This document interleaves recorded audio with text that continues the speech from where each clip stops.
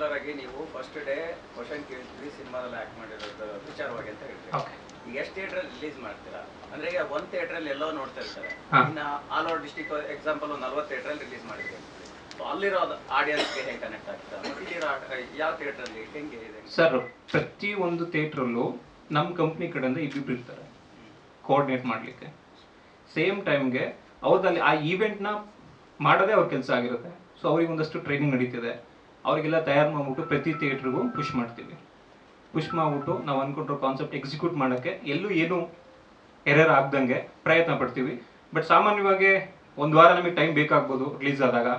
ಆ ಒಂದು ವಾರದಲ್ಲಿ ಎಲ್ಲ ಕರೆಕ್ಷನ್ ಮಾಡ್ಕೊಂಡ್ಬಿಟ್ಟು ನೆಕ್ಸ್ಟ್ 25th ಡೇಗೆ ರೆಡಿ ಆಗ್ತೀವಿ.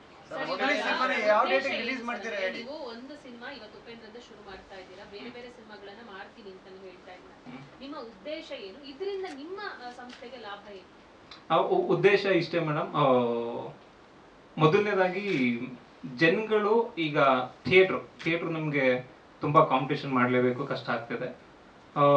ಜನಗಳ ಜೊತೆ ತುಂಬ ಸ್ಟ್ರಾಂಗ್ ಕನೆಕ್ಷನ್. ಆಮೇಲೆ ನಾನು ಈ ಕಾನ್ಸೆಪ್ಟ್ ಮಾಡೋದ್ರಿಂದ ಮುಂದೆ ಒಂದಿನ ನನ್ನ ಕಂಪ್ನಿ ಅಂದ ತಕ್ಷಣ ಜನಗಳು ತುಂಬ ಬಿಲೀವ್ ಕ್ರಿಯೇಟ್ ಆಗುತ್ತೆ. ಸೊ ನಾನು ಏನೇ ಮಾಡ್ತೀನಿ ಅಂತ ಹೊರಟರು ಅಂದರೆ ಏನೇನು ಮಾಡಬೇಕು ಅನ್ನೋದು ಒಂದಷ್ಟು ಫ್ಯೂಚರ್ ಪ್ಲಾನ್ಸ್ ಇದೆ. ಅದನ್ನೆಲ್ಲ ಮಾಡೋಕ್ಕೆ ಇದೊಂದು ಫೌಂಡೇಶನ್ ಅಂತ ಹೇಳ್ಕೊಬೋದು.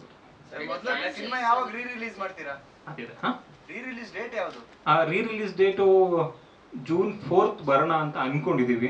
ಸೊ ಅದನ್ನ ನೆಕ್ಸ್ಟ್ ಪ್ರೆಸ್ ಮೀಟಲ್ಲಿ ಅನೌನ್ಸ್ ಮಾಡ್ತೀವಿ. ಹೌದೌದು, ಬೇರೆ ಬೇರೆ ಸಿನಿಮಾಗಳಿದೆ. June 4th ಅನ್ಕೊಂಡಿದ್ದೀವಿ. ಸರ್, ಇವಾಗ ನೀವು ಒಂದು ಹೇಳಿದ್ರು, ಉದ್ದೇಶ ಹೇಳಿದ್ರಿ, ಲಾಭ ಏನು ಮೇಡಮ್? ಇಲ್ಲಿ ಲಾಭ ಅನ್ನೋದಕ್ಕಿಂತ ನಮ್ಮ ಸಂಸ್ಥೆಯಿಂದ ಒಂದಷ್ಟು ಕನಸುಗಳು ಕಟ್ಟಿರ್ತೀವಿ, ಇದನ್ನ ಮಾಡಬೇಕು ಅಂತ. ಅದನ್ನ ನೆಕ್ಸ್ಟ್ ಹೇಳ್ತೀನಿ ಮೇಡಮ್. ನಮ್ದು ಸಂಸ್ಥೆದ ಏನ್ ಪ್ಲಾನ್ಸ್ ಇದೆ ಮುಂದೆ ಅಂದ್ರೆ ನಿಮಗೆ ಹೋಗ್ತಾ ಹೋಗ್ತಾ ಗೊತ್ತಾಗುತ್ತೆ ಏನಕ್ಕೆ ಇದನ್ನೆಲ್ಲ ಎಕ್ಸಿಕ್ಯೂಟ್ ಮಾಡ್ತಿದ್ದಾರೆ, ಯಾಕೆ ಮಾಡ್ತಿದ್ದಾರೆ ಮುಂದೆ ಹೋಗ್ತಾ.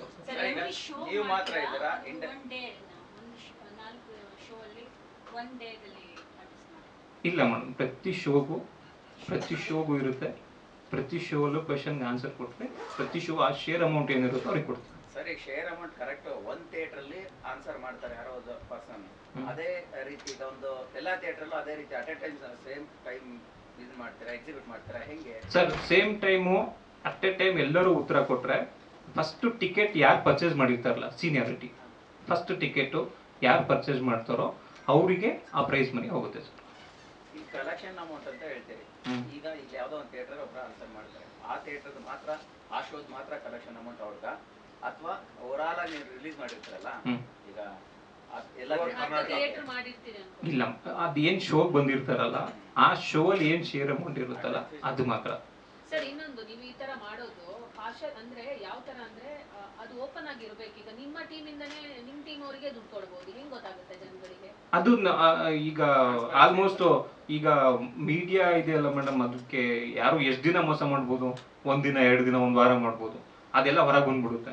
ಇಲ್ಲಿ ಅಲ್ಲ, ಅದೇ ಒಳಗಡೆ ಆದಾಗ ಹಣ ಯಾವತ್ತರ ಒಂದಿನ ಗೊತ್ತಾಗ್ಬಿಡುತ್ತೆ, ಅವಾಗ ಸುಮ್ಮನೆ ಅಂತೂ ಬಿಡಲ್ಲ ನೀವು. ಇಲ್ಲ ಮೇಡಮ್, ಅಲ್ಲಿ ತುಂಬಾ ಪಾರದರ್ಶಕವಾಗಿ ಎಲ್ಲ ನಡೆಯುತ್ತೆ. ಸೊ ಅಲ್ಲಿ ಏನು ಆತರ ನಮ್ಮ ಟೀಮ್ ಮೆಂಬರ್ಸ್ಗಳು ಫಸ್ಟ್ ಆಫ್ ಆಲ್ ನಮ್ಮ ಟೀಮ್ ಮೆಂಬರ್ಸ್ ಯಾರು ಪಾರ್ಟಿಸಿಪೇಟ್ ಮಾಡಲ್ಲ ಅದರಲ್ಲಿ. ಸೊ ನಮ್ಮ ಟೀಮಲ್ಲಿ ಏನು ಕೆಲಸ ಮಾಡ್ತಿರ್ತಾರೋ ಅವ್ರು ಯಾರು ಅದರಲ್ಲಿ ಭಾಗವಹಿಸಲ್ಲ. ಅಲ್ಲ, ಅದು ಹೋಗ್ತಾ ಹೋಗ್ತಾ ಗೊತ್ತಾಗ್ಬಿಡುತ್ತೆ ಮೇಡಮ್. ಅದೇನು ಇಲ್ಲ ಸರ್, ಹುಳ ಅನ್ನೋದಕ್ಕಿಂತ ಈಗ ನಾನು ಮಾಡ್ತಿರೋ ಕಾನ್ಸೆಪ್ಟ್ ಓಕೆ, ಇದೆಲ್ಲ ಎಕ್ಸಿಕ್ಯೂಟ್ ಆಗೋ ತನಕ ಹಿಂಗೆ ಅನಿಸ್ತಿದೆ. ಸೊ ಮುಂದೆ ಇದೊಂದು ಟ್ರೆಂಡ್ ಆಗ್ಬಿಡ್ಬೋದು, ಗೊತ್ತಿಲ್ಲ ನನಗೆ. ಮತ್ತೆ ಸಿನಿಮಾಗಳು ಬೇರೆ ಈ ಥರ ರಿಲೀಸ್ ಮಾಡ್ಬೋದು, ಇನ್ನೇನೋ ಮಾಡ್ಬೋದು, ಇಲ್ಲ ಹೊಸ ಸಿನಿಮಾಗಳೇ ರಿಲೀಸ್ ಮಾಡ್ತಾ ಹಿಂಗೆ ಬರ್ಬೋದು. ಬಟ್ ಕೊನೆಯದಾಗಿ ಏನು ಅಂದರೆ ಈ ಥಿಯೇಟ್ರ್ಗಳು ಎಲ್ಲ ಏನೋ ಬ್ಯುಸಿ ಆಗಿ ಇನ್ನೇನೋ ಆಗಿ ಏನೋ ಇದೆಲ್ಲ ಹೇಳೋದಕ್ಕಿಂತ ಏನು ನಡೀತಿದೆ ಅಂತ ನಿಮ್ಮೆಲ್ಲರಿಗೂ ಗೊತ್ತು ಏನಾಗ್ತಿದೆ ಅಂತ. ಈಗ ಹೊಸ ಸಿನಿಮಾಗಳು ಬಂದ್ರೆ 1 ವಾರ 2 ವಾರ ಥಿಯೇಟರ್ಗಳಲ್ಲಿ ಇರುವಂಥ ಸಾಧ್ಯತೆಗಳು ಕಡಿಮೆ ಇದೆ. 25 ದಿವಸ ಓಡೋಂಥದ್ದು ಅದು ಗೊತ್ತಿಲ್ಲ, ಒಳ್ಳೇದಾಗೋದು ಬೇರೆ ರೀತಿ. ನಾವು 1 ಕೋಟಿ ಕೊಡ್ತೀವಿ ಅಂತ 25ನೇ ತಾರೀಕು, 25 ದಿನ ಓಡಿದ್ಮೇಲೆ ಈ 1 ಕೋಟಿ ಅನ್ನೋದು ಸಣ್ಣ ಅಮೌಂಟ್ ಅಲ್ಲ, ಒಂದೊಂದು ಸಿನಿಮಾನೇ ತಯಾರು ಮಾಡೋಂಥ ಬಜೆಟ್ ಅದು. ಯಾಕೆ ಅಷ್ಟು ದೊಡ್ಡ ಅಮೌಂಟ್? ಅದನ್ನ ಹೆಂಗೆ ಬೇರೆ ಮಾಡ್ಬೋದು? ಹೌದು, ಸಿನಿಮಾನೇ ಮಾಡ್ಬೋದು ಸರ್. ಬಟ್ ನಮ್ಗೆ ಅದೇ ಹೇಳಿದ್ನಲ್ಲ ಸರ್, ನಮ್ಗೆ ಈಗ ಸಪೋರ್ಟ್ ಮಾಡ್ಬೇಕಂತ ಇದ್ರೆ ನೀವು ಅದನ್ನ ಹೊಸಬರಿಗೆ ಯಾರಿಗೂ ಸಿನಿಮಾ ಮಾಡೋದು ಹೆಲ್ಪ್ ಮಾಡಿಸ್ಬೋದು ಸರ್. ಖಂಡಿತ ಆ ತರ ಪ್ಲಾನ್ಸ್ಗಳು ಎಲ್ಲ ಇದಾವೆ. ಸೊ ಇಲ್ಲಿ 1 ಕೋಟಿ ನಾನು ಕೊಡ್ತೀನಿ ಅಂದಾಗ ನಿಮ್ಗೆ ತುಂಬಾ ಏನು 1 ಕೋಟಿ ಕೊಡ್ತಿದ್ದಾರೆ ಅಂತ ನಿಮ್ಗೆ ಫೀಲ್ ಆಗ್ತಿದೆ. ಬಟ್ ಇದರಲ್ಲಿ ಸುಮಾರು ಒಂದು 40ರಿಂದ 50 ಜನ ಪಾರ್ಟ್ನರ್ಸ್ ಇದ್ದಾರೆ. ಸೊ ಅವರೆಲ್ಲ ನೆಕ್ಸ್ಟ್ ಪ್ರೆಸ್ ಮೀಟಲ್ಲಿ ಯಾರು ಏನು ಎಷ್ಟು ಕೊಲಾಬ್ರೇಟ್ ಮಾಡ್ತಿದ್ದಾರೆ ಅಂದರೆ ನನ್ನ ಕಾನ್ಸೆಪ್ಟ್ ಅಷ್ಟೇ. ಸೊ ನನ್ನ ಕಾನ್ಸೆಪ್ಟ್ ಹಿಂಗಿದೆ, ನಾನು ಹೇಳಿದ ಕಾನ್ಸೆಪ್ಟ್ಗೆ ತುಂಬ ಜನ ಮುಂದೆ ಬಂದಿದ್ದಾರೆ, ಸೊ ಕೊಲಾಬ್ರೇಟ್ ಆಗಿದ್ದಾರೆ. ಸೊ ಅದಾಗುತ್ತೆ ಸರ್, ಆ ಯೋಚನೆಗಳು ಇದೆ. ಓಕೆ, ಅಂದ್ರೆ ಈಗ ಕಲೆಕ್ಷನ್ ನಿಮ್ಗೆ ಒಂದು 10 ಲಕ್ಷ 20 ಲಕ್ಷ ಆಯ್ತು ಅನ್ಕೊಳ್ಳಿ, ನೀವು ಕಲೆಕ್ಷನ್ ಆಗಿದ್ದ ಅಮೌಂಟೇ 1 ಕೋಟಿ ಆದ್ರೆ ಮಾತ್ರ ಕೊಡುವಂಥದ್ದು, ಅಥವಾ 1 ಕೋಟಿ ಬೇರೆದನ್ನ ನೀವು ಸಪೋರ್ಟಿವ್ ಆಗಿ ಇಟ್ಕೊಂಡಿರೋ ಅಮೌಂಟ್? ಇಲ್ಲ ಸರ್, ಸ್ಪಾನ್ಸರ್ಸ್ ಮಾಡ್ತಾ ಇದ್ದಾರೆ, ಸ್ಪಾನ್ಸರ್ಸ್ ಇದೆ. ಸೊ ಅದು ಅಧಿಕೃತವಾಗಿ ಯಾರ್ಯಾರು ಏನೇನು ಮಾಡ್ತಿದ್ದಾರೆ ಅನ್ನೋದು ಅನೌನ್ಸ್ ಮಾಡ್ತೀವಿ.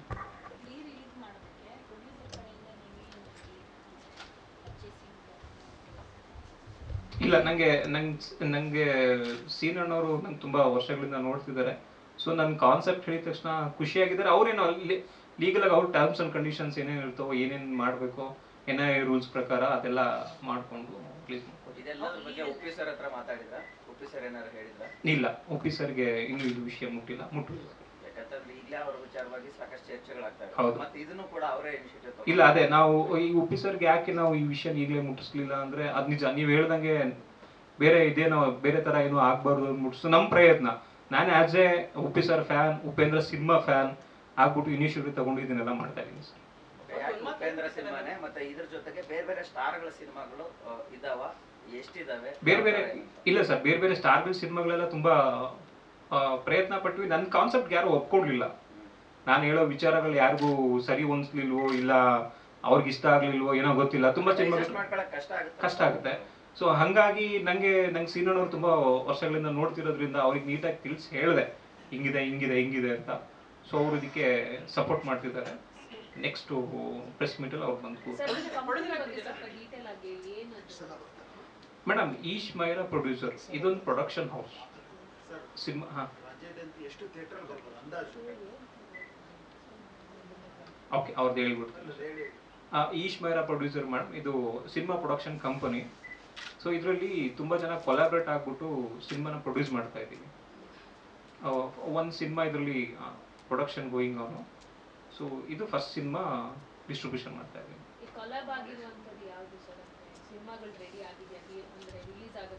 ಇಲ್ಲ ಮೇಡಮ್, ಇನ್ನು ಶೂಟ್ ನಡೀತಾ ಇದೆ.